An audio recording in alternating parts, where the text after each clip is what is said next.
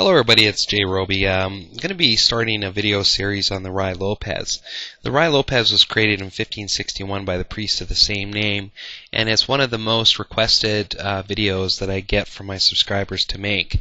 And it would be impossible for me to create one single llopez video that goes over all of the possibilities and variations. So what I've decided to do is break them down into smaller videos, with each video having a grandmaster match highlighting the specifics of the strategy. And this video is going to focus on the classical defense. Now the llopez, if you're not familiar with it, basically goes as follows. The white plays e4 and black replies pawn to e5. White then plays knight to f3 and black will play knight to c6, and then white plays bishop to b5. And this is the llopez, otherwise known as the Spanish opening. Now the llopez in general, if you don't factor in the variations, scores a 41% win percentage for white, 26% win for black, and about a 32% draw. So that's probably one of the reasons why it's one of the most popular white openings out there. And there's a number of grandmasters that have made excellent use of it, including Bobby Fischer. But today's video we're going to focus on the classical defense. And the classical defense, otherwise known as the Cardell defense, is when black will play bishop to c5.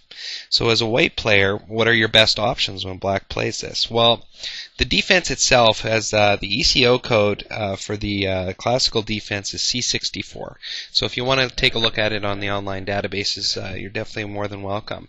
But the defense scores a 42% win for white, 27% win for black, and a 31% draw.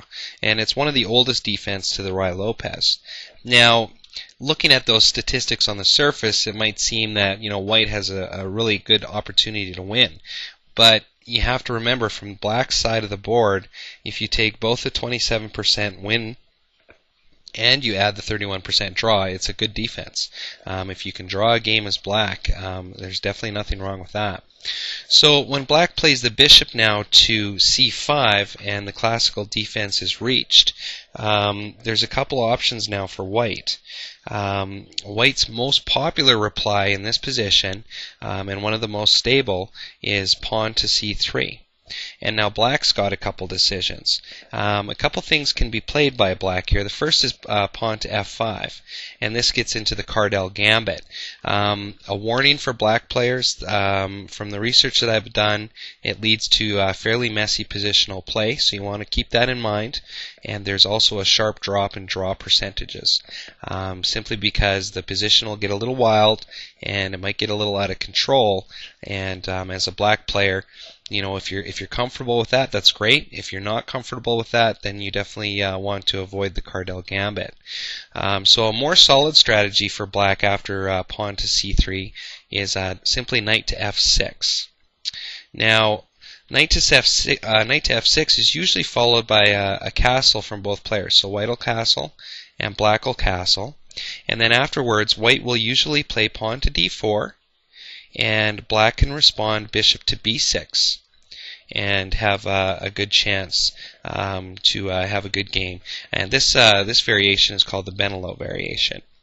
Now if we go back to this position here, just before white plays pawn to c3, there's also another move that is very popular for white and very solid as well. And that's simply, instead of playing c3 at this point, it's simply to castle.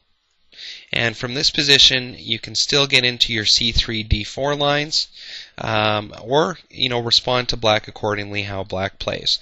The basic general gist, though, that I'm trying to get across is that as a white player, when you see someone play the classical defense, when they play their bishop out to c5, you have two strong moves that you can use.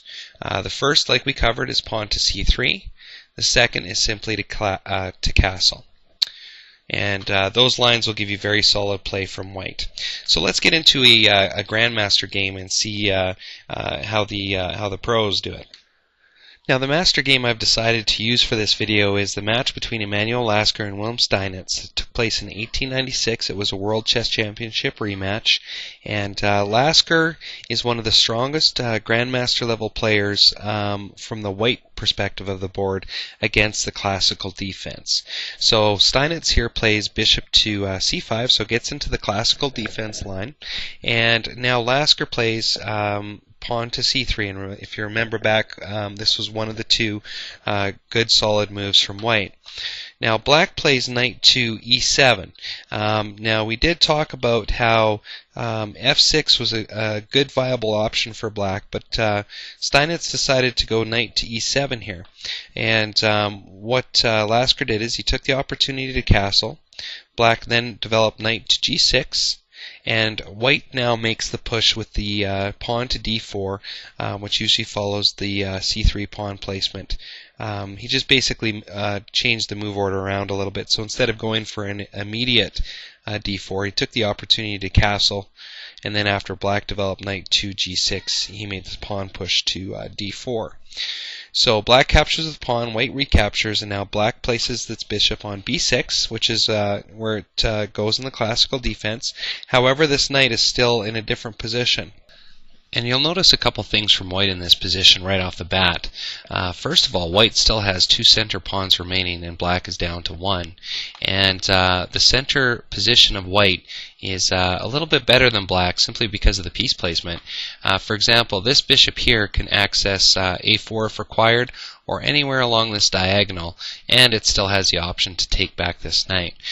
So it's you can see here that Lasker is building up a good strong presence, and I think part of the reason that he's able to do this so fluidly is simply because of Steinitz's decision to go with the knight to e7 as opposed to f6. So the game continues. White now develops knight to c3, and now you'll see that the center position is just improving for Lasker. Black castles, and white plays pawn to a4. Black plays pawn to a6, and now white brings the bishop to c4 along this diagonal, attacking this pawn, which isn't really a big threat at the moment for black, simply because the king and the rook are both protecting this pawn. But white is preparing for a movement by black to get some activity going on the queen side, because you can see from white's pieces in the center, it's going to be difficult to come in on the king side, but the pieces for black on the queen side are much more better placed for a queen side initiative. So Lasker was actually pre-planning that, and he knew it was going to come, especially after the pawn to a6, kicking the bishop out. So we're going to see some piece movements here by black to try to accomplish that. So from here, black plays pawn to h6, preventing the bishop from coming to g5, and white plays pawn to h3, securing the g4 square. Now when black plays pawn to d6, you'll notice here that even though the access is opened up for the black bishop, three of these possible four squares are taken away. So unless there's an exchange variation that Steinitz is looking at, this bishop is still not really accomplishing very much. So from here, black plays knight to e7, white activates the rook to e1, and black plays pawn to c6, preparing for a push to b5. White plays queen to b3, black plays bishop to c7. White places the knight on d2, and now black is adding the rook onto the onslaught here on the queen side. White activates the rook to c1, and if you take a quick look at the rooks here, white's rooks are doing more for the match currently than black's. The b8 rook for black is going to be playing an important role, but f8 is still basically in its castle position. So from here, Steinitz plays pawn to b5, white captures, black captures, and now white moves bishop to d3.